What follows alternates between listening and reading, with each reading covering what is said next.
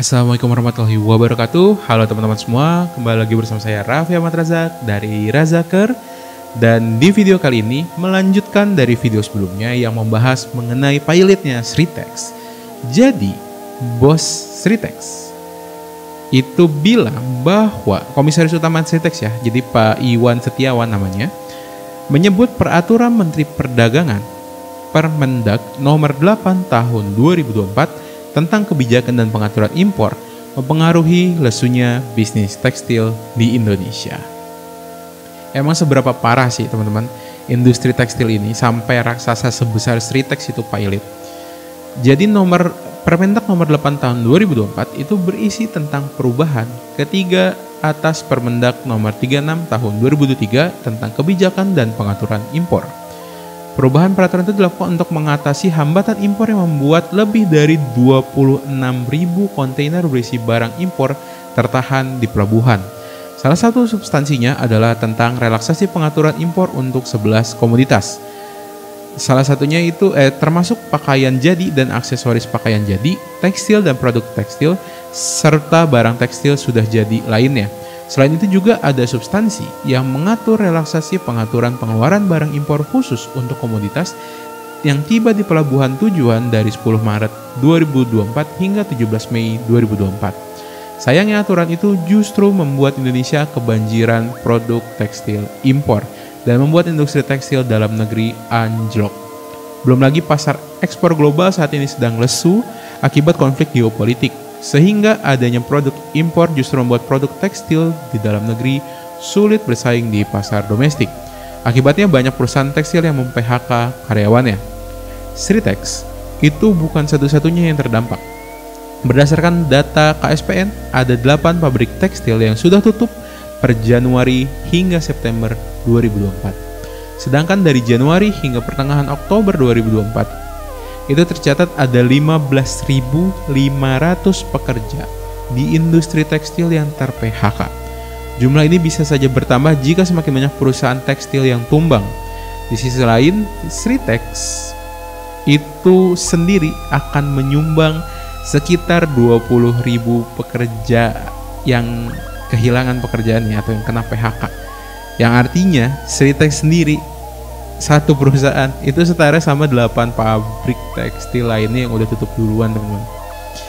Dan mungkin teman-teman yang nggak tahu, jadi sebelum Permendag nomor 8 tahun 2024 itu udah mengalami penolakan oleh pelaku usaha di industri dan produk tekstil. Karena aturan ini itu mencabut pertimbangan teknis atau pertek dan akan mempermudah masuknya produk impor ke Indonesia. Ini membuat permintaan kepada industri konveksi menengah turun. Dan memang kejadian teman-teman, karena Indonesia kebanjiran produk impor tekstil.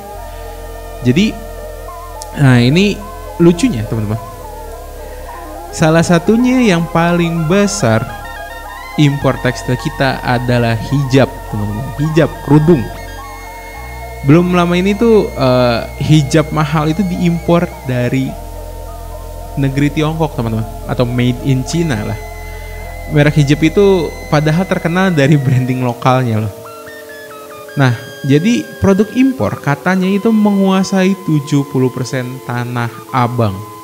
Jadi pasar Tanah Abang itu kan kita tahu pusat perbelanjaan pakaian dan aksesoris lainnya lah ya. Sayangnya di pasar Tanah Abang itu sekarang produk impor menguasai sekitar 70%-nya, terutama baju anak-anak teman-teman. Dan menurut pedagang di sana itu mereka mengambil barang impor karena harga jualnya itu lebih murah daripada produk lokal, bahkan hingga setengah harga. Akibatnya banyak pedagang yang menurut mereka tuh lebih mendingan jual produk impor daripada produk lokal. Mereka belinya murah, jualnya juga bisa lebih murah gitu daripada yang dari dalam negeri karena cenderung lebih mahal. Dan banjir produk tekstil impor ini mempengaruhi industri tekstil dalam negeri di pasar domestik. Sementara pasar ekspor global sedang lesu akibat konflik geopolitik. Hal ini mengakibatkan tadi yang 8 pabrik tekstil tutup dari Januari hingga September 2024 dan 15.500 karyawan di PHK hingga Oktober 2024. Bahkan tadi ini yang akan menyusul kalau tidak berhasil diselamatkan ya Sritex. Menurut catatan LPEM UI, rata-rata pangsa pasar manufaktur terhadap PDB dalam 5 tahun terakhir itu mencapai level yang terendah. Kondisi ini menunjukkan tanda-tanda deindustrialisasi dini, yaitu kondisi di mana sektor industri non-migas tak lagi dapat berperan penting sebagai basis pendorong utama perekonomian suatu negara. Dalam kata lain, kontribusi sektor industri terhadap PDB terus mengalami penurunan. Padahal, negara ASEAN lain itu malah sedang menggencarkan industri manufaktur mereka. Ekspor negara-negara Asia Tenggara ke Amerika Serikat itu bahkan terus naik hingga mengalahkan ekspor Cina dalam 2 kuartal terakhir, terutama produk Vietnam. Vietnam, Thailand, Malaysia, dan Filipina adalah 4 eksportir terbesar dari ASEAN. Indonesia sebesar itu nggak masuk ke top 4 ini, teman-teman.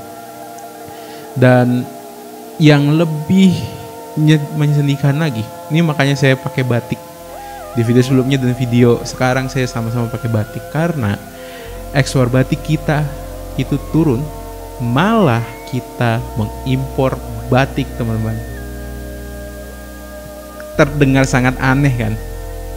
Karena ini pernyataan resmi, teman-teman. Jadi Menteri Perindustrian Pak Agus Gumiwang itu bilang bahwa ekspor batik itu turun hingga 8,39% year on year pada kuartal 2 2024.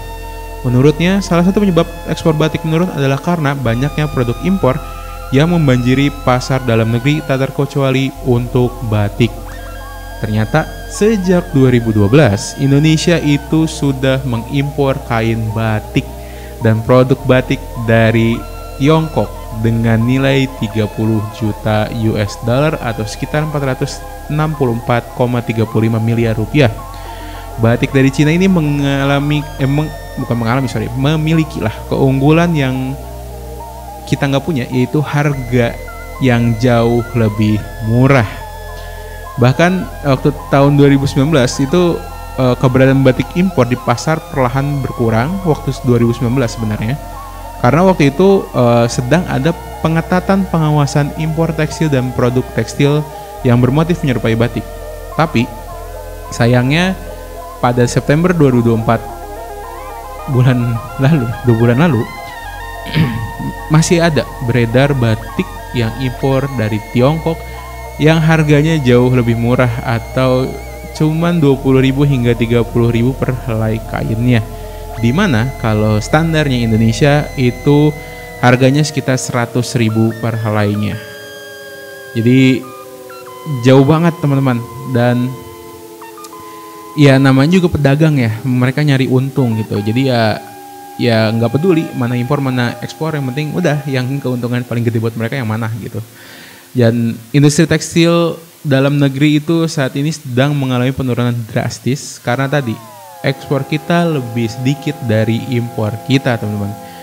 Ekspor industri tekstil itu mengalami penurunan hingga 6,8% year on year. Jadi turun dari 1,03 miliar US dollar atau sekitar 15,94 triliun rupiah menjadi hanya 14,91 triliun rupiah. Dan ini kabar yang menyedihkan ya, teman-teman, karena batik loh, batik menjadi warisan yang diakui oleh UNICEF, tapi malah kita impor, teman-teman.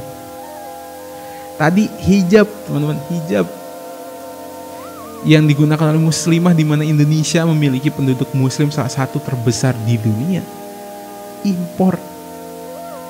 Bahkan sekarang raksasa tekstil Indonesia yang tadinya ekspor besar-besaran mau pilot. Inilah, teman-teman, mengerikannya industri tekstil Indonesia saat ini. Mudah-mudahan ada solusi dari pemerintahan yang bisa menyelamatkan industri tekstil ini, karena salah satu komoditas yang mungkin diremehkan tapi berpengaruh sangat besar untuk Indonesia. Mungkin segitu aja kali, teman-teman, yang ingin saya bahas dari video ini.